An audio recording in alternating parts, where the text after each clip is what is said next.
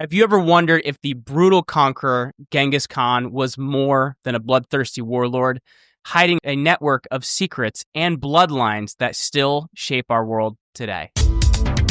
Hey everyone, and welcome back to the Jeremy Ryan Slate Show. I'm your host, Jeremy Ryan Slate, the CEO and co-founder of Command Your Brand. We help our clients to get on some of the biggest podcasts out there. You can grab our free Command Your Empire resource over at commandyourempire.com. Reminder, if you're brand new to this channel, to like this video, leave us a comment, or smash that subscribe button if you want to learn more of history's mysteries. And as always, you can find me on X. I am at Jeremy Ryan Slate, and I am at Jeremy Ryan Slate everywhere else as well. Today, we're galloping into one of history's most enigmatic figures. What history books won't tell you about Genghis Khan. If you're like me with a podcast background where I've interviewed historians and conspiracy theorists alike, you know Genghis isn't just the guy on your world map with a massive empire.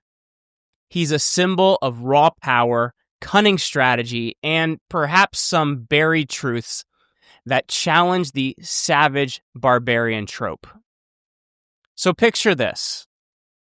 Born in the harsh Mongolian steppes around 1162, a kid named Temujin rises from slavery and betrayal to unite nomadic tribes, forged the largest continuous land empire ever, stretching from the Pacific to the Caspian Sea, conquering millions, yet promoting religious tolerance and meritocracy. But what about the whispers of hidden descendants? Suppressed knowledge from conquered lands, or elite influences that still linger today? And here's why I find this fascinating. As someone who's always chased historical angles with a bit of a conspiratorial bend, Genghis Khan's story isn't just about conquest. It's about how one man's vision rewrote civilizations and what official stories might gloss over to fit neat narratives.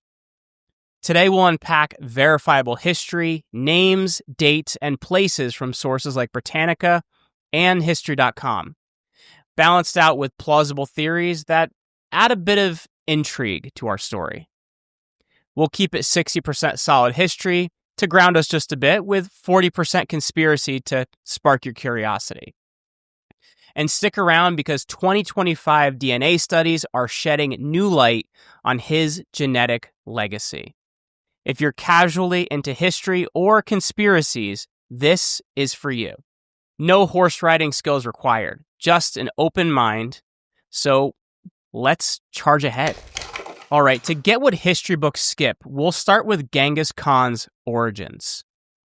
Born Temujin around 1162 near Lake Baikal in what is now northern Mongolia, per Britannica, Unsee kidnapped Hulian from the Merkits, a rival tribe, cementing a feud that would haunt young Temujin.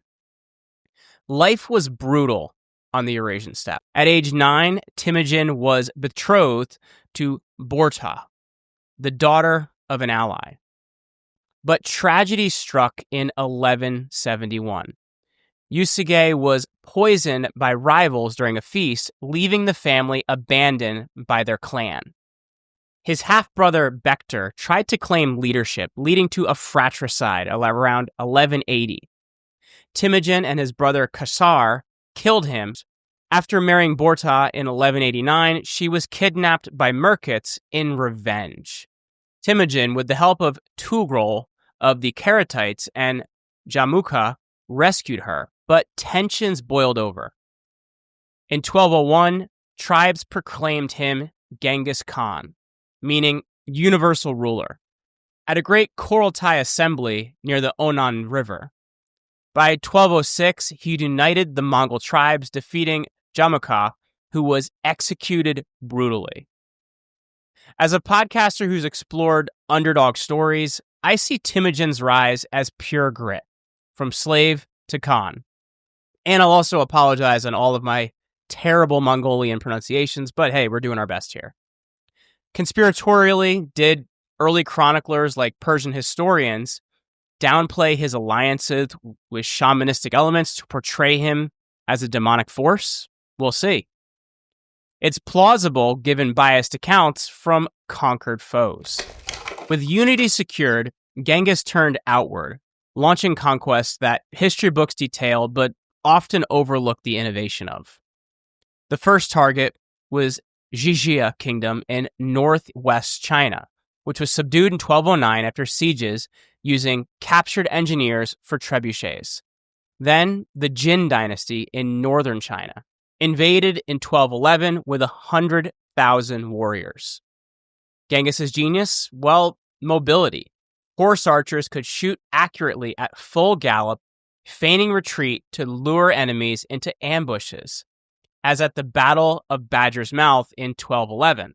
Per History.com, his army was merit-based, no noble privileges, with decimal units for discipline. In 1215, they sacked Zhengdu, modern Beijing, forcing tribute. Turning west in 1219, a diplomatic insult from Shah Muhammad II of Khwarez led to invasion. Genghis's 200,000 horde razed cities like Samarkand and Bukhara in 1220 using terror and massacres to induce surrender, but also a bit of psychological warfare with spies and propaganda.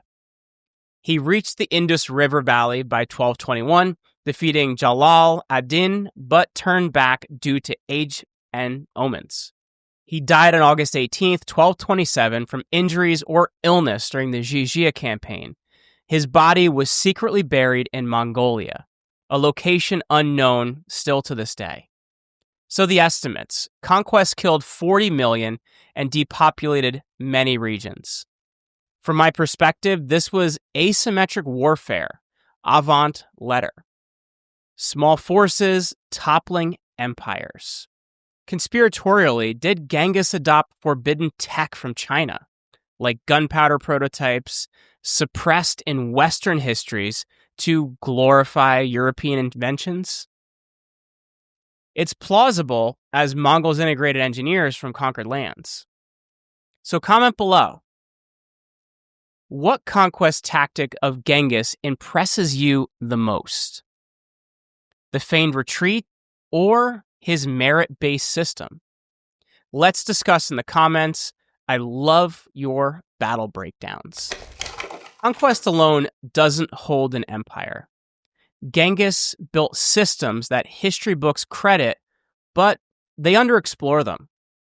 He created the Yasa, a legal code blending Mongol customs with influences from conquered lands, enforcing equality, banning theft, and protecting merchants. Per Britannica, the Yam system, a Pony Express, relayed 1,400 miles from Karakoram to China, enabled rapid communication. Religious tolerance. Shamans, Christians, Muslims, and Buddhists all served. None were forced conversions, unlike his contemporaries. As for the meritocracy he extended, women like Sorgatani influenced politics and an economic boom. The Silk Road secured trade flourished from Venice to Beijing. The provinces were divided among his sons. Jochi got the west, Chagatai got the central, Ogaday the north, and Tuli, Mongolia. Personally, this administrative savvy fascinates me. A nomad building bureaucracy. Conspiratorially, was the Yasa hiding shamanistic rituals that unified tribes suppressed by later Islamic chroniclers? It's plausible given that many of these traditions are oral. Now what the history books won't tell you. It's plausible conspiracies grounded in historical evidence. First, the genetic legacy. A 2003 National Geographic study linked a Y chromosome to 16 million men, 0.5% of all the world's males, traced to Genghis's era due to his many wives and concubines. But a 2025 Biorexiv research on golden horde elites showed multiple patriline's, suggesting other Khans contributed similarly. Yet Genghis gets the spotlight, perhaps inflating his super conqueror myth. A plausible conspiracy.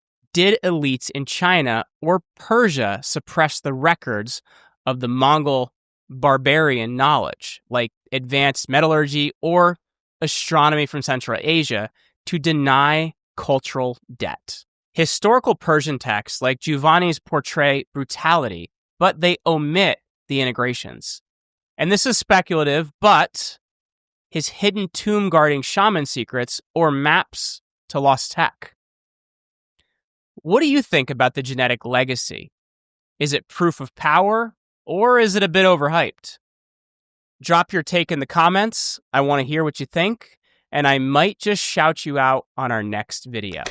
Genghis's empire fragmented after Ogedei's death in 1241, but descendants like Kublai Khan founded the Yuan dynasty in China from 1271 to 1368. As for his legacy, the Pax Mongolica boosted trade, spreading paper and gunpowder west. Today, Mongolia reveres him as a hero. There's statues in Ulaanbaatar, and 2025 studies like the June Biorexiv on the Golden Horde genomes reveal mixed ancestries, East Asian and West Eurasian, implying Genghis's line was quite diverse, challenging pure Mongol myths. However, no tomb was found, despite 2025 rumors in Khenti province debunked by scholars. Conspiratorially, do global elites trace bloodlines to him, influencing modern power? It's purely speculative, but his strategies echo in asymmetric warfare. As a wrap, here's why I'm hooked. In podcast chats, Genghis shows history's victors shape stories. But DNA and digs reveal what's left unsaid. Thanks for riding with me on this episode of the Jeremy Ryan Slate Show. If this episode unlocked new insights, hit that subscribe, like, and share button. Head over to jeremyryanslate.com for more history with a bit of a twist, podcasts, merch, and all that stuff as well. Genius unifier or hidden manipulator? What's your view on Genghis? Comment below, and I'll see you next time. Stay curious.